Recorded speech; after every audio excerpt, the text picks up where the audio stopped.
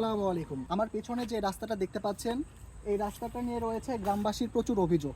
শুধু গ্রামবাসীর অভিযোগই না, এর সাথে রয়েছে গ্রামবাসীর এক ধরনের চাপা কষ্ট।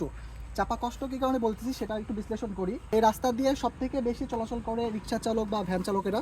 তো তারা যখন চলাচল করে, তারা প্রতিনিয়ত প্রতিটা মুহূর্তে যখন এই রাস্তা দিয়ে যাচ্ছেন, তারা রিস্ক নিয়ে এই রাস্তাটা চলাচল করতেছে। আপনি যদি রাস্তাটা একটু ভালোভাবে দেখেন তাহলে বুঝতে পারবেন রাস্তাটার কি অবস্থা। এদিক দিয়ে একটা ভ্যানই ভালোভাবে চলাচল করতে পারছে না, যে কোনো সময় যে কোনো একটা অ্যাক্সিডেন্ট হয়ে যেতে পারে। তো যেহেতু এখন এলাকায় চেয়ারম্যান বা মেম্বার কেউ নাই, হয়তো তারা থাকলেও হয়তো বা এতদিনে এই রাস্তাটা ঠিক হয়ে যেত, কিন্তু যেহেতু এখন সরকারি দলীয় ওরকম কোনো লোক নাই, যার কারণে এটা ঠিক হচ্ছে না। তো এই গাছটা হয়তো বা সরকারি, আমি শিওর না এটা সরকারি নাকি কোনো ব্যক্তি মালিকানাধীন এই গাছটা আমি জানি না। তো আমার যতটুকু ধারণা এই গাছটা সরকারি।